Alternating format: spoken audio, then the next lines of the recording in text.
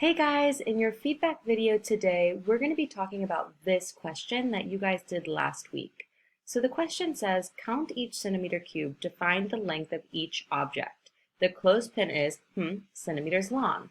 Well, from what I can see, and I'll show you guys what I can see, when I look at your responses from Nearpod, I can see what every single person wrote, and I can see if you have no answer. So that means that you have to go back and try again. So I see that a lot of friends actually thought that this was 5 units long. But let's remember our measurement song. Measurement, end to end, no gaps or overlaps. Let's sing it together one more time.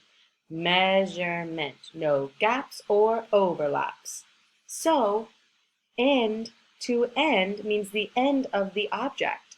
If I look at this clothespin right here, I can see it's lined up to the end of this centimeter cube, and it's lined up to right here. The end of the object is where you should stop counting. So I count 1, 2, 3, 4, and that's the end of the object. I would not count this extra one, so it would be 4 units long, not 5.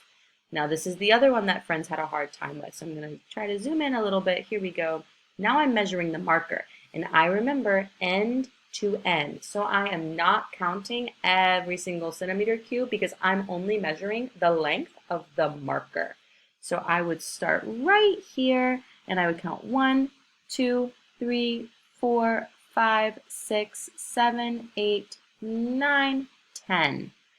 10 units, and that's where the marker stops. So I would show 10 units. So again, if I look here at some of our friends' responses for this question right here, a lot of people were actually thinking it was 14. So it's not 14 because we measure end to end. So you're going to do a couple more question problems, or rather, you're going to do some more practice problems with this today and another quiz on your Nearpod. And it shouldn't take you too long, but I want you to make sure that you get that question right so that on our test next week, you don't struggle at all. Okay, have fun.